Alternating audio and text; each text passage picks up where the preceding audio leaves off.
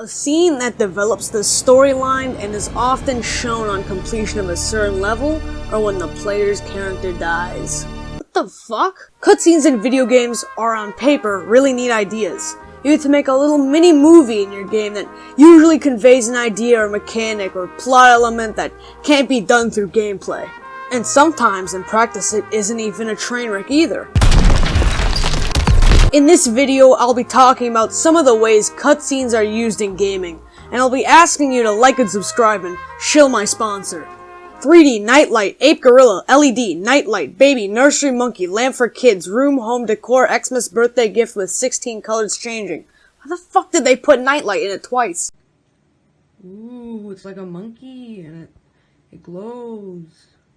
Ooh, monkey. Yay, monkey. Man, that's a cute-ass monkey.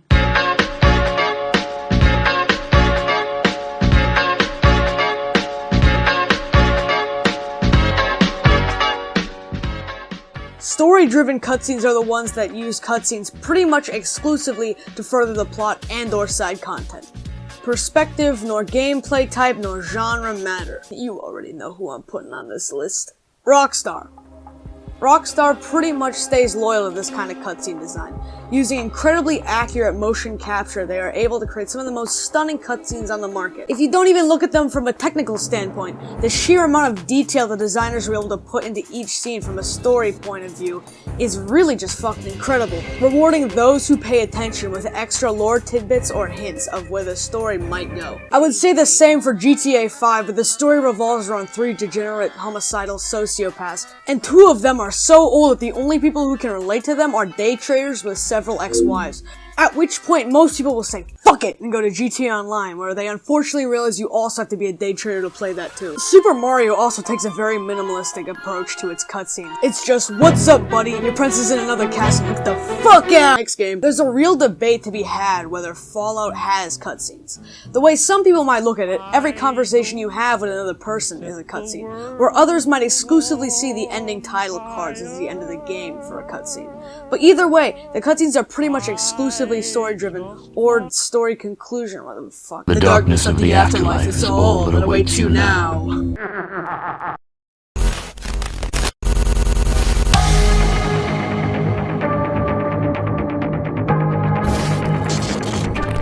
I like Doom 2016's cutscenes a lot more than I liked Doom Eternal's, but not for the reason you might think. Doom 2016's cutscenes were so character-packed and animated.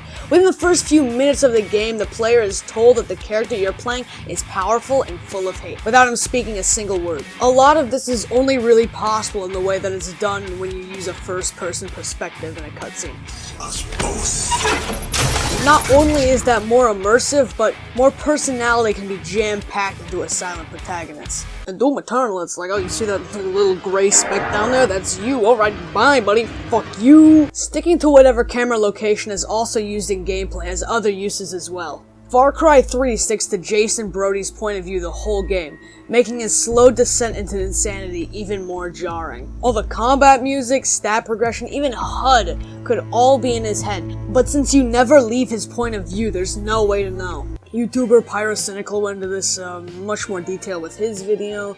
He's a pretty small YouTuber compared to me. I suggest you guys go check him out. Outlast also uses this concept, but takes it to the next level. Cutscenes pretty much exclusively have Miles getting grabbed or restrained. Essentially, if Miles is able to walk, the player is controlling him. This greatly enhances the game's fear factor, as one of the biggest issues with cutscenes is it's almost like a safety net. If you're in a cutscene, nothing's gonna pop out and kill you, sending you to your last checkpoint. But by blurring the line between scripted and non-scripted, Outlast makes the variance you encounter just that much more unpredictable.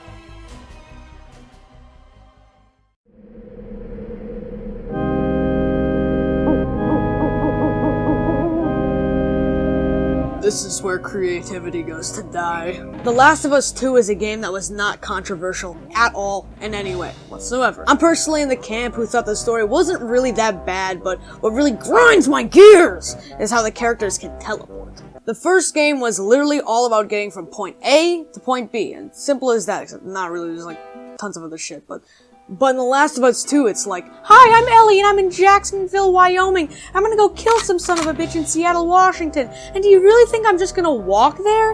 I'm so sorry you guys had to hear my real, unaltered voice. I promise I won't do it again. And then you, get settled and you think, alright, well now I'm gonna have to go through this whole shit. I'm gonna be moving across an entire fucking state. That's not gonna be easy, but then the game is just like,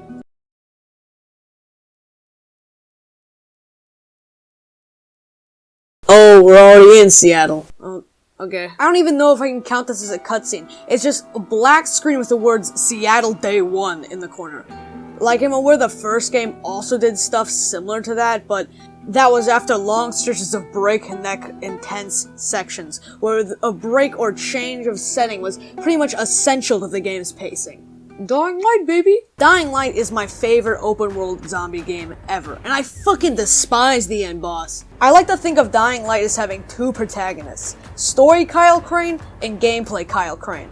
Story Kyle Crane is the character who moves through the game world and the game's story and goes through all the peaks and valleys in that, even if in Dying Light's case I'd call them more mild inclines and declines. Gameplay Kyle is the character who moves through the open world, leveling up his character and obtaining new equipment. The issue with this is Dying Light's two protagonists very, very easily become disjointed, as Story Kyle will endlessly hype up a problem while immediately after, Gameplay Kyle will just fart in its general direction and completely solve it. You see where I'm going with this, right? Good. So I've reached the final mission in the game, and my Gameplay Kyle was ridiculously overpowered, as I had around 80 hours in my save, mostly of just going around the open world. So once I climbed that tower and confronted Rise, a completely mortal man whose health pool couldn't be increased to ridiculous numbers without breaking immersion, I encountered this.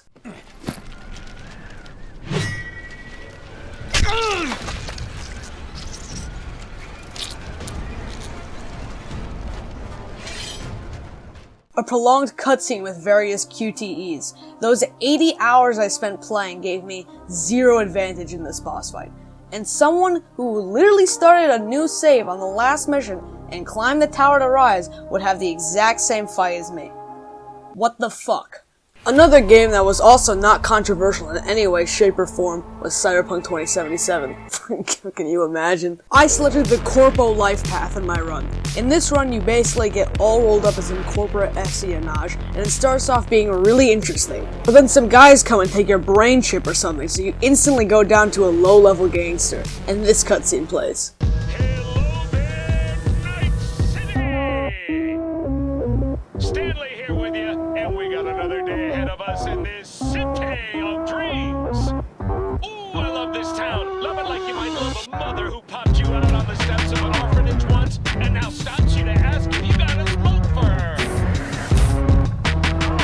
Every new day here means 100 new arrivals, but only half these gods will survive a year, and that's if it's a good one.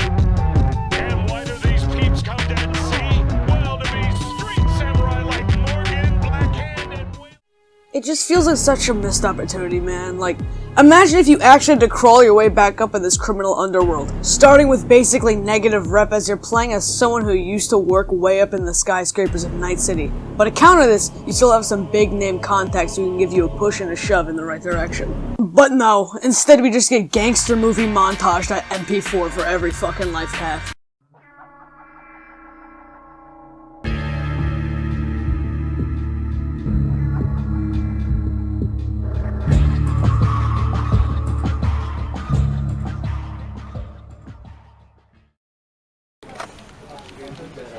Hey guys, I'm here. Sorry I'm late.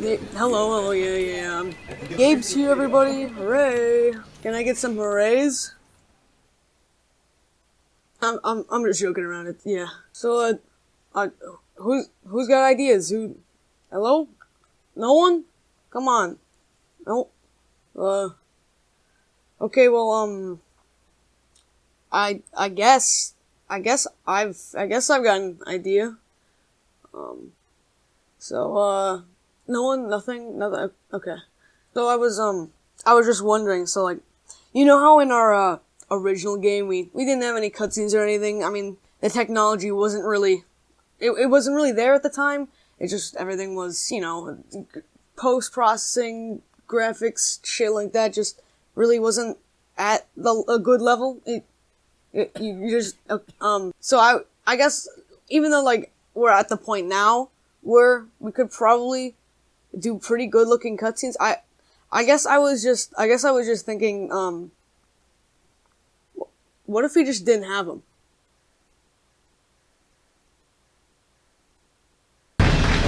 Oh, you guys actually like that? I mean, yeah, I knew that. That fucking Gabe Newell, dude, I fucking knew that. Hell yes, I'm Gabe Newell, baby. Fuck yeah. Turd flu. Something in my 8 brain gives me some kind of neurological connection to Gordon Freeman. Something about the fact that I care about him 2,000% more than soapy water and drink. And he doesn't even speak once. Half-Life 1 and 2 do this genius thing, where they make it so there's like 3 cutscenes in the entire game where you are physically restrained, which is a fucking glowing brain move because, 1. The fact the player can't move around at all does actually make sense in the context of the game world, much like what Outlast does. We're putting that tongue to any use anyway. Truth be told, I was just tired of looking around. And 2, the cutscenes are very sporadic, and the actual content inside them is so weird and so cool that you pretty much forget all about the fact that you have plot immunity. The game also does this wicked cool thing where in scenes where characters are delivering exposition, the player can still move around the area, investigating the highly detailed environments to find extras and little lore tidbits. It also makes the game more replayable because instead of sitting through a cutscene you've already seen 400 times before, or just pressing a button to skip it, the player can search for the aforementioned extras and lore tidbits. Actually, I guess you could just skip them, I guess. Cutscenes in games are a tool. Much like any tool, it can only be used effectively in the right situations. In this video I showed you where it worked and where it didn't. If I, a dumbass child with 150 subscribers, can grasp what makes a cutscene work, I don't see why everyone can't. But until then, we're just stuck with fucking Knack being a platformer where there's a cutscene when you jump. What the fuck?